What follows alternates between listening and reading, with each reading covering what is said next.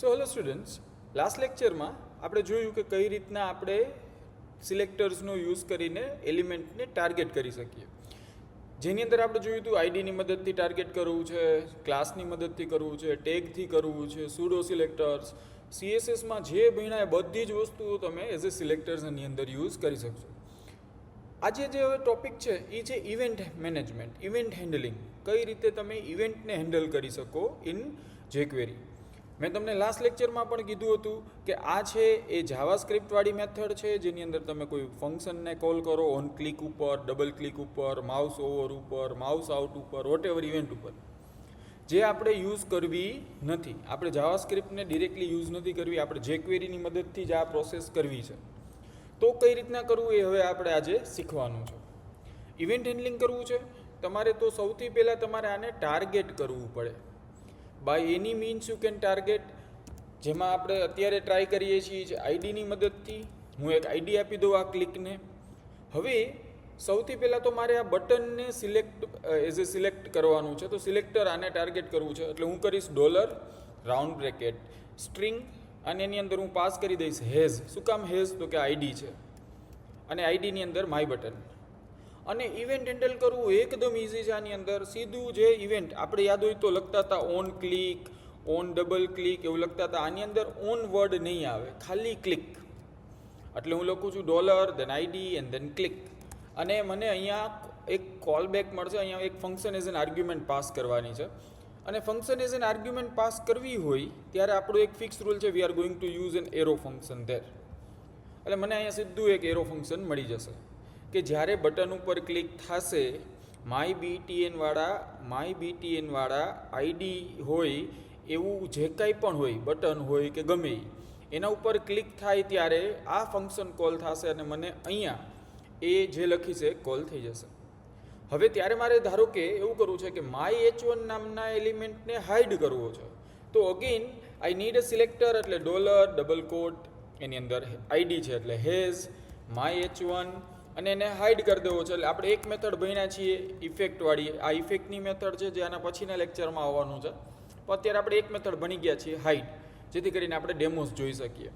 તો જો આ કોડ કેટલું ઇઝીલી હ્યુમન રીડેબલ છે, એઝ વેલ એઝ તમને જો એરો ફંક્શન આવડતા હશે તો સાવ ઇઝી લાગશે કે ભાઈ મારે સિલેક્ટર જોઈએ છે માય બટન જેનું આઈડી હોય એના ઉપર ક્લિક થાય ત્યારે માય h1 આઈડી હોય એને હાઇડ કરી દેવું છે. દેટ મીન્સ આના ઉપર ક્લિક થશે તો આ હાઇડ થઈ જશે. લેટ સી, જ્યારે તમે આને હવે રન કરશો અને ક્લિક કરશો તો આઈડી હાઇડ થઈ જશે. સેમ લોજિક છે. હવે હું અહીંયા મારું સિલેક્ટર ધારું કે ક્લાસવાળું છે તો બી કાંઈ વાંધો નથી.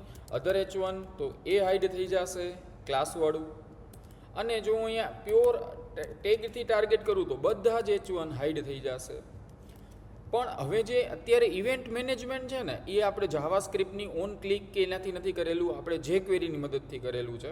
ફરીથી એકવાર આખું જ ટાઈપ કરું છું.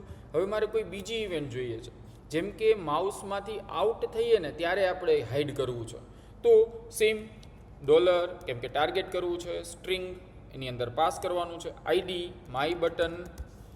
એની ઉપર જ્યારે માઉસ આઉટ થાય ત્યારે એટલે આ રીતના લખીશ.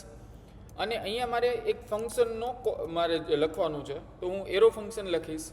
અને એની અંદર અગેન શું હાઇડ કરવું છે તો કે બધા h1.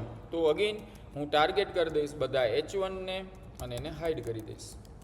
એકદમ ઇઝી છે event handling. If you know JavaScript event handling તો જેક્વેરીનું ઇવેન્ટ હેન્ડલિંગ બેઠું જ છે. ખાલી આગળ ઓન નથી લખવાનું અને instead of writing an HTML you just need to write a JavaScript code for that. Selector, then the event that you want to do and then whatever you wanted to do when that event occurs. It is as simple as that. Let's try and see. હવે જો હું આના ઉપર click કરીશ તો નહીં જાય, પણ જેવું માઉસ છે આ બટનની બહાર નીકળશે ત્યારે જતું રહેશે. So this is also you can do. આ રીતના ઇવેન્ટ મેનેજમેન્ટ તમે કોઈ પણ કરી શકશો. હવે તો ક્વેશ્ચન એ આવશે કે સર આપણે આની પહેલાં એડ ઇવેન્ટ લિસ્નર યુઝ કરતા જે જાવાસ્ક્રિપ્ટમાં કે આખા ડોક્યુમેન્ટ ઉપર એપ્લાય કરવું છે. તો યસ, જે સૌથી પહેલાં વિડીયોમાં મેં તમને બતાવ્યું હતું એ આ જ હતું કે મારે હવે ટાર્ગેટ જ કોણ કરવો છે આખા ડોક્યુમેન્ટને. અને એની એક મેથડ છે રેડી, કે જ્યારે ડોક્યુમેન્ટ રેડી થાય ત્યારે મને એક એરો ફંક્શન મળશે અને અહીંયા હવે હું જે લખીશ એ બેઝિકલી જ્યારે પણ મારે આખું લોડ થઈ જાય ડોક્યુમેન્ટ રેડી થઈ જાય ત્યારે યુઝ કરવું છે. યાદ હોય તો પહેલા લેક્ચરમાં આપણે આ જ જોયું હતું. એની અંદર અહીંયા સિલેક્ટરમાં literally document as a keyword લખી નાખ્યો તો નહીં, ડબલ કોટમાં નથી, એ ખાસ યાદ રાખજો.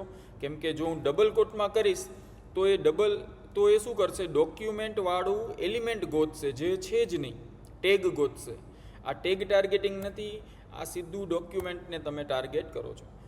One of the most used જો ઇવેન્ટ હોય ને તો એ આ છે, આખા ડોક્યુમેન્ટની રેડી મેથડ છે. તમારે આખા ડોક્યુમેન્ટ ઉપર કી પ્રેસ ઇવેન્ટ કરવી છે. For example document dot key down, તો હવે આખા ડોક્યુમેન્ટ ઉપર તમે જ્યાં પણ કી ડાઉન કરશો you will get an access to your these element. Ready? તો આ રીતના તમે ઇવેન્ટને મેનેજ કરી શકશો બહુ જ ઇઝીલી, બહુ સારી રીતના. કેની અંદર? જેક્વેરીની અંદર.